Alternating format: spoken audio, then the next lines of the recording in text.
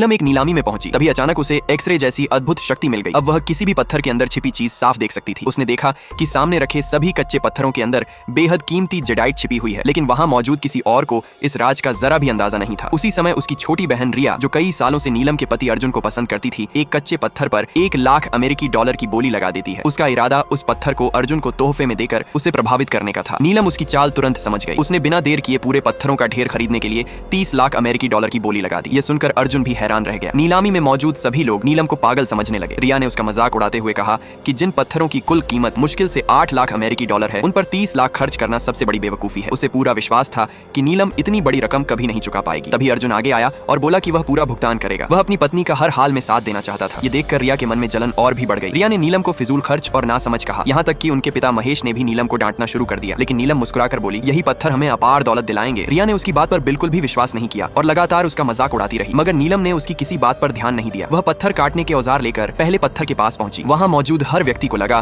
कि अब वह अपनी सबसे बड़ी गलती साबित करने वाली है। अगले ही पल नीलम ने हथौड़ा उठाया और पत्थर पर जोरदार वार किया। पत्थर टूटते ही उसके अंदर से बेहद दुर्लभ इंपीरियल ग्रीन जेडाइट निकल आई। पूरा नीलामी हॉल हैरानी से भर गया। अर्जुन भी अपनी आंखों पर यकीन नहीं कर पा रहा था। इसके बाद नीलम ने दूसरा पत्थर तोड़ा। इस बार उसमें दुर्लभ ग्लास ग्रेड जेडाइट निकली। फिर भी रिया बोली, ये तो सिर्फ किस्मत का खेल है। नीलम ने बिना कुछ कहे एक एक करके बाकी सभी पत्थर भी तोड़ डाले। लगभग हर पत्थर के अंदर से कीमती जेडाइट निकलती गई और हर बार लोगों की हैरानी बढ़ती चली गई। जब सभी लोग सोच रहे थे कि अब बाकी पत्थरों में भी खजाना निकलेगा, तभी नीलम रुक गई। उसने अर्जुन से कहा, बाकी बचे पत्थरों में सिर्फ बेकार चट्टान है, इनमें कुछ भी कीमती नहीं है। अर्जुन ने तुरंत उन बचे हुए पत्थरों को 10 करोड़ अमेरिकी डॉलर में बेचने के लिए रख दिया। लालच में अंधे होकर रिया और महेश ने बिना सोचे समझे वे सारे पत्थर खरीद ली। उन्हें जरा भी अंदाजा नहीं था कि 10 करोड़ अमेरिकी डॉलर की यह खरीदारी उनकी जिंदगी की सबसे महंगी गलती साबित होने वाली है।